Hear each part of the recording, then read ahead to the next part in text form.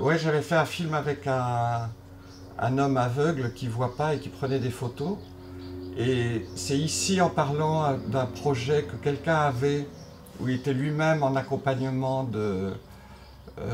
Catherine, par exemple, elle a fait un film avec un homme qui marche dans la campagne.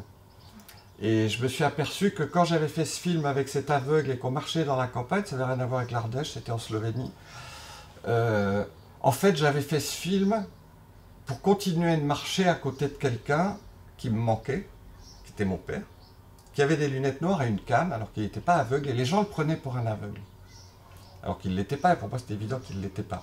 Mais il avait perdu l'équilibre, il ne marchait pas très bien, et souvent donc, j'ai marché avec mon père à mon bras.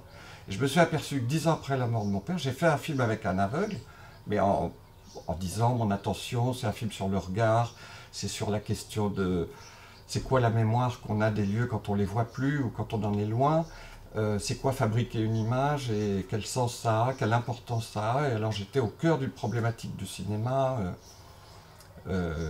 Lui, il faisait le son et moi, je faisais l'image. Et il me prêtait sa voix, il me décrivait des lieux qu'il avait vus avant de devenir aveugle enfant.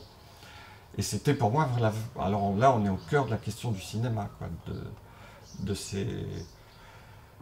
Comment avec des mots et comment avec la mémoire et comment avec des impressions visuelles, on a un rapport au monde qui n'est pas forcément celui de l'image filmée. Et souvent, l'image filmée est plus pauvre que l'image mentale. Enfin voilà.